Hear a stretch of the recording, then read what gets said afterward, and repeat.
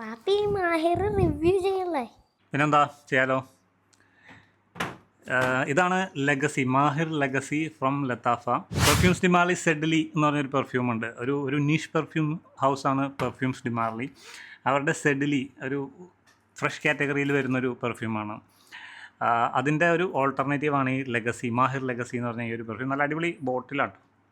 ബോട്ടിലും പ്രസൻറ്റേഷനൊക്കെ സംഭവം കിഡിലനാണ്. ഇങ്ങനൊരു ബോക്സിലാണ് വരുന്നത്. അപ്പോൾ ഗിഫ്റ്റൊക്കെ കൊടുക്കാൻ പറ്റിയൊരു അടിപൊളിയാണ്.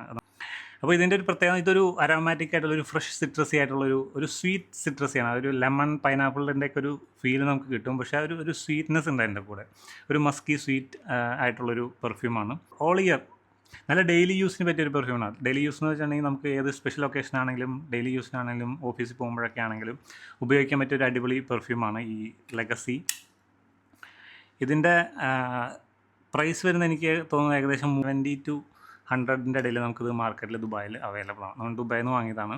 ഇതിൻ്റെ ലാസ്റ്റിംഗ് എന്ന് പറയുകയാണെങ്കിൽ നല്ല രീതിയിൽ അപ്ലൈ ചെയ്യുകയാണെങ്കിൽ നമുക്ക് അത്യാവശ്യം കുഴപ്പമില്ലാത്ത ലാസ്റ്റിംഗ് കിട്ടും.